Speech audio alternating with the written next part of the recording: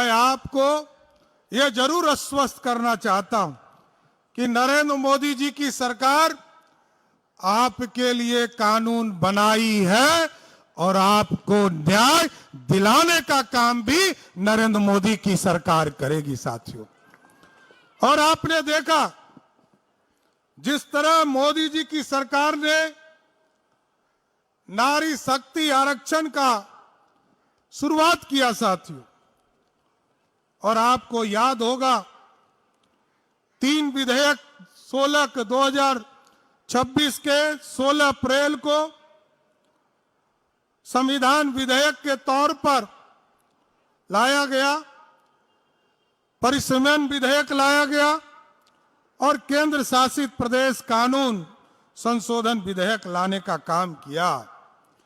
क्योंकि नारी शक्ति बंधन अधिनियम यदि हम पुराने स्वरूप में लागू करते हैं साथियों, आज से 50 साल लगभग 50 साल पहले 1977 में जब भारत की आबादी 70 करोड़ की थी, तब 543 लोकसभा इस देश में हुआ करता था। आज मोदी जी चाहते थे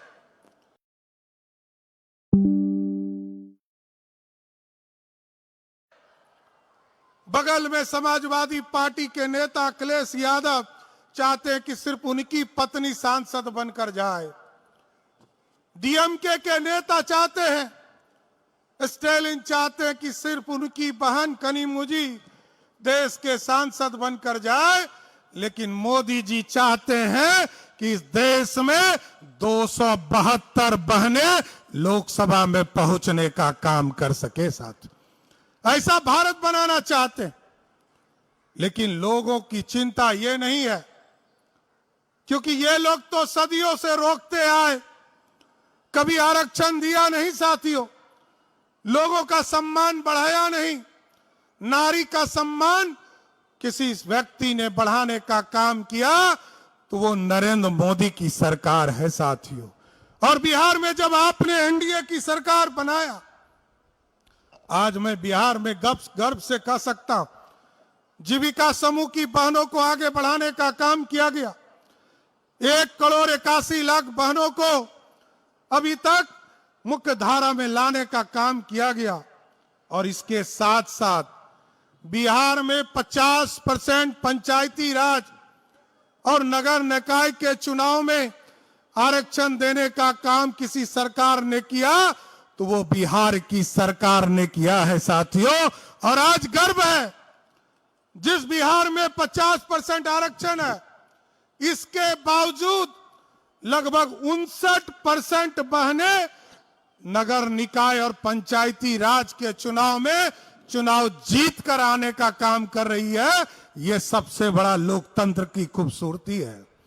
लेकिन जरूर आश्वस्त करूंगा साथियों, आप लगभग 3 घंटे से यहां खड़े हैं और कई प्रश्न आपके उठते होंगे कि इस देश में जहां मां दुर्गा की पूजा होती रही, मां सरस्वती पूजा विद्या देते रही, मां काली असुरों शक्तियों का नरसंहार करते रही, उसी भारत में महिलाओं के साथ अपमान करने का काम, धोखा देने का काम महागठबंधन के लोग कर रहे हैं।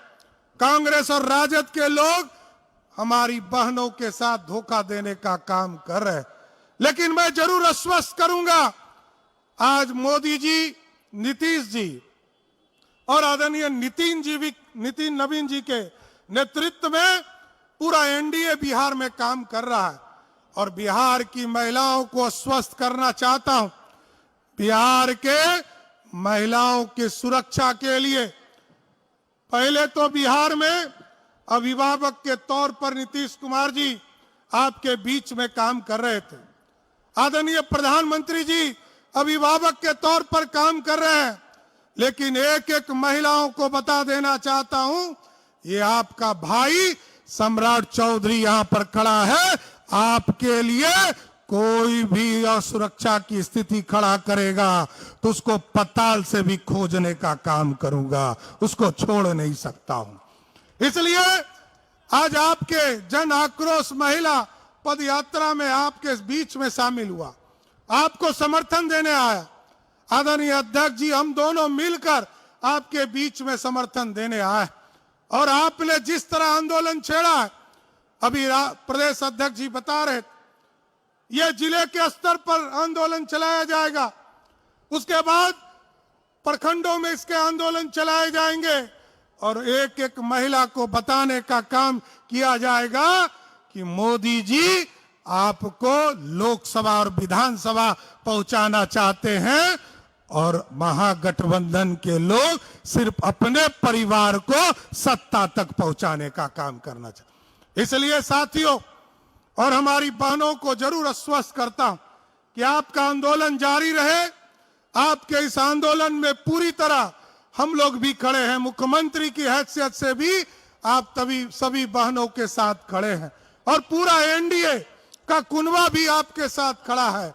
आप आगे बढ़िए, आप आगे बढ़कर बिहार के एक एक व्यक्ति, एक एक महिला, एक एक नारी का सम्मान बढ़ाने का काम कीजिए। जिस तरह मोदी जी इस देश की महिलाओं का सम्मान बढ़ाने का काम कर रहे हैं, उसी तरह बिहार के सभी पुरुष आपके पीठ पर खड़ा होकर आपके सम्मान को आगे बढ़ाने का काम करेंगे। इतना ही कहूंगा कि जन आक्रोश को ज्वाला बनाकर रखिए और यह ज्वाला तब तक जिंदा रखिए जब तक आपको विधानसभा और लोकसभा में आरक्षण 33% मिल नहीं जाता है, तब तक आंदोलन जारी रखने का काम कीजिए।